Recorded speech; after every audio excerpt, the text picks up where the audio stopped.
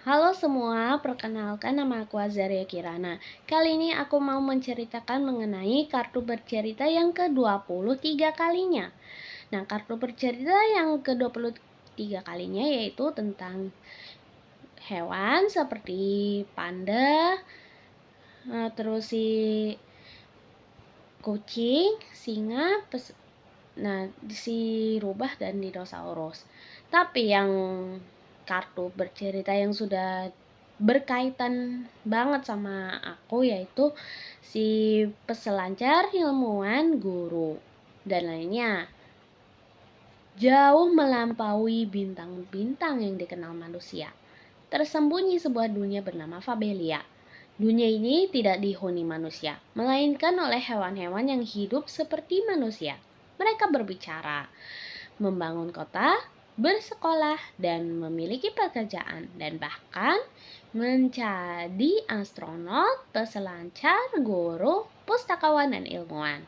Fabelia terbagi menjadi 5 wilayah: padang emas, hutan bayang, pesisir ombak hijau, gunung Arktik, dan yang paling misterius yaitu lembah sakura langit. Tempat bunga sakura mekar sepanjang tahun dan angin selalu berbisik rahasia. Sekolah pagi dan seekor panda yang sangat pelupa. Di tengah padang Fabelia ada sebuah sekolah terkenal bernama Sekolah Fauna Nova. Di sekolah itu, seekor panda muda bernama Pito sedang berlari tergopoh-gopoh sambil menunggu payung merah terang. Nah, wah, aku telat lagi, gumam si Pito. Ia memang sedikit ceroboh, meskipun sekolah berada hanya 2 bukit dari rumahnya. Dia selalu terlambat karena lupa waktu membaca buku di perpustakaan pohon dekat rumah.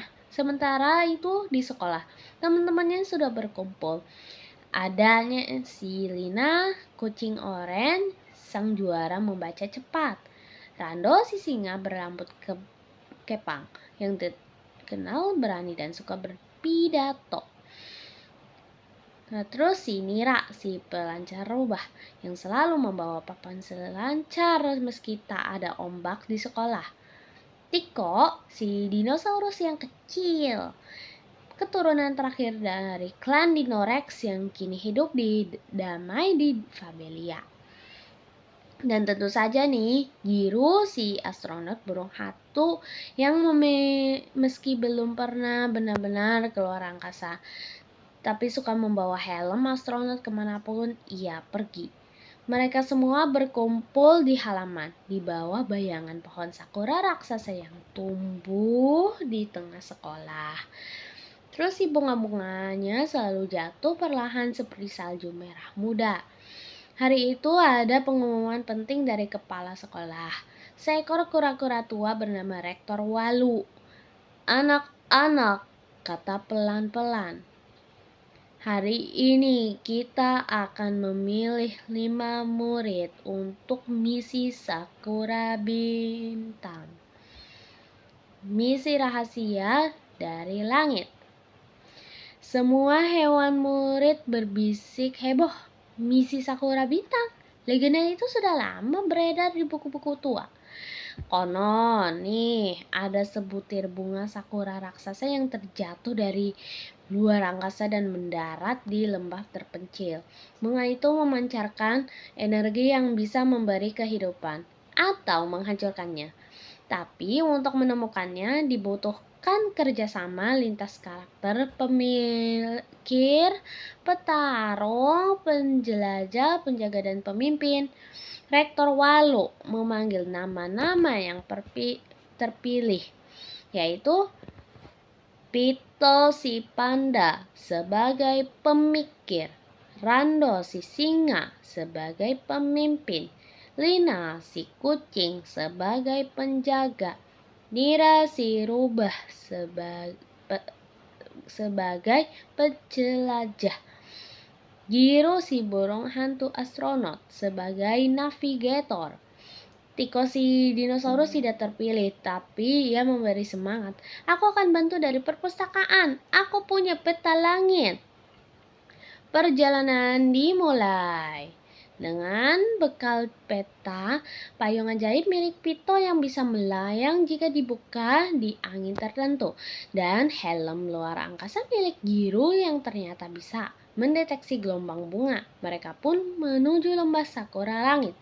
Petualangan itu tidak mudah. Mereka harus melewati jembatan angin di atas danau kaca, tebing bernyanyi, tempat suara menggema balik sebagai jawaban teka-teki.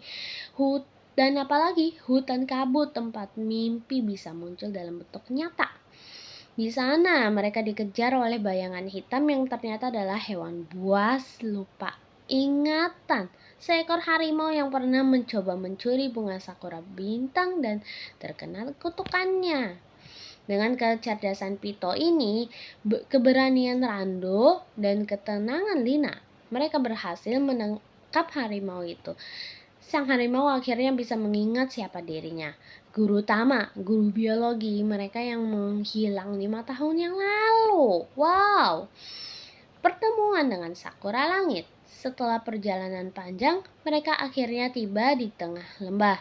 Nah, di sana mengambang di udara ada sebuah bunga sakura raksasa yang bercahaya biru ungu. Kelompok bergerak seperti detak jantung. Akar-akarnya tidak menyentuh tanah, yang melainkan melingkar di udara membentuk simbol tak dikenal. Ini bukan bunga biasa, bisik Giro. Ini organisme luar angkasa. Mereka menyadari bunga sakura ini adalah pesan dari planet lain. Tumbuh cerdas yang dikirim ke Fabelia ratusan tahun lalu untuk melihat apakah dunia ini layak untuk terhubung. Tiba-tiba bunga itu mengeluarkan cahaya terang. Suara tanpa bentuk muncul. Hewan-hewan dari Fabelia, kalian membuktikan bahwa perbedaan bukan halangan. Persatuan kalian adalah sinyal bahwa dunia kalian telah siap. Seketika bunga menjadi ribuan kelopak. Kelopak itu bertebaran dan jatuh ke setiap wilayah Fabelia. Yang dimanapun ia jatuh, tumbuhlah pohon sakura yang menyembuhkan tanah rusak, yang menyuburkan pandang dan menejukkan udara. Pulang dengan harapan, para hewan muda kembali ke sekolah Fauna Nova dengan hati penuh haru. Rektor Walu menyambut mereka dengan air mata. Mereka telah menyelamatkan Fabelia, tapi lebih dari itu, mereka telah membuka gerbang masa depan. Si Tiko ini menyambut mereka dengan perpustakaan yang diperluas, berisi catatan petualangan mereka. Lina kini menjadi penjaga sakura baru di tengah kampung. Rando dipilih sebagai ketua sekolah. Sinira ini melatih anak-anak menari dan meluncur di angin.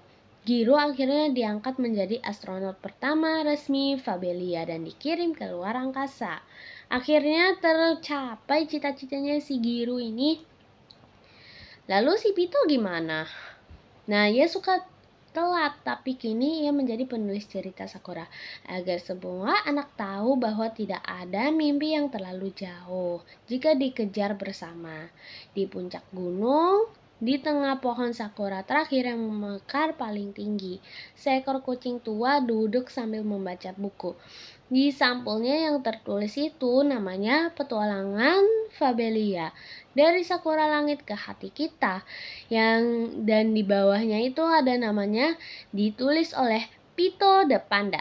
Sekian dan terima kasih.